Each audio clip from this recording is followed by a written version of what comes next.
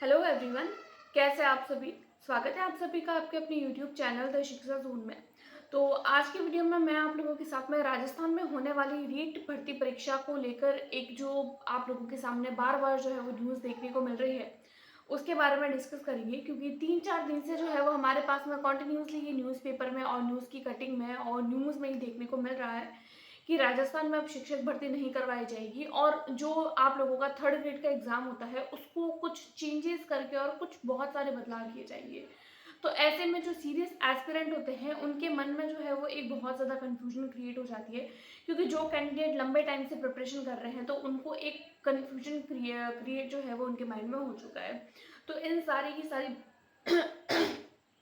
इन सारी बातों पर आज की वीडियो में हम लोग डिस्कस करेंगे। सबसे पहले तो मैं आप लोगों को बताऊं कि जो हम लोगों के पास में न्यूज़ पेपर की कटिंग जो इतने टाइम से घूम रही है उसकी उसमें क्या लिखा गया है, मैं उस बात को स्पष्ट करना चाहती हूँ। देखिए, उसमें ऐसा नहीं है कि आने वाले टाइम में शिक्षक भर्ती नहीं कराई जाएगी। उनके कहने का मतलब ये है कि शिक्षक भर्ती कराई जाएगी लेकिन सिर्फ एक पेपर कराया जाएगा। अब रीट में पहले जो है वो हमारे पास में 2 पेपर हुआ करते थे। एक रीट का एक पेपर होता था और उसके बाद में जो है वो मेन जो थर्ड ग्रेड का एग्जाम होता है वो हुआ करता था। तो अब जो हमारे शिक्षा मंत्री जी हैं उनका ये मानना है कि जो कैंडिडेट होते हैं यानी कि जो स्टूडेंट्स होते हैं जो स्कूल में पढ़ाई कर रहे होते हैं उनको एक बेहतर शिक्षक की ज़रूरत रहती है। तो 2 पेपर करवाने पर जो एक टाइम होता है वो टाइम ज़्यादा लगता है और जो है वो समय जो है वो ज़्यादा लगने के कारण जो कैंडिडेट होते हैं स्कूल के तो उनको एक प्रॉपर टीचर की ज़रूरत रहती है। तो शिक्षक भर्ती में ज़्यादा समय लग जाता है। इस वजह से अब एक पेपर कराने का निर्णय लिया गया है और इसको लेकर भी बहुत सारी भ्रांतियां हैं कि पेपर करवाया जाएगा या नहीं करवाया जाएगा। तो देखिए, इसको लेकर जो भ्रांतियां हैं वो आप अपने माइंड से निकाल दीजिए और जो बातें स्पष्ट है उसको लेकर जो है वो आप अपने माइंड में जो है वो एक पॉजिटिविटी क्रिएट करिए कि क्या बात सही है और क्या बात गलत है, क्योंकि बताया क्या जा रहा है और हम क्या समझ रहे हैं। तो आप लोगों के माइंड में अगर ये भ्रांति है कि शिक्षक भर्ती आने वाले टाइम में नहीं होगी तो देखिए ऐसा नहीं है। और पेपर एक होगा या फिर 2 होगा ये तो जब वैकेंसी आएगी और जब हमारे शिक्षा मंत्री जी द्वारा इसको लेकर प्रॉपर कोई बयान किया जाएगा तभी हम कुछ कह सकते हैं कि क्या इसको लेकर जो है वो कंफर्म बात है कि पेपर एक होगा, 2 होगा, किस किस को दोनों पेपर देने हैं, किस किस को एक ही पेपर देना है। ये तो जब सारी की सारी बातें क्लियर होगी तभी हम कुछ कंफर्म कह सकते हैं।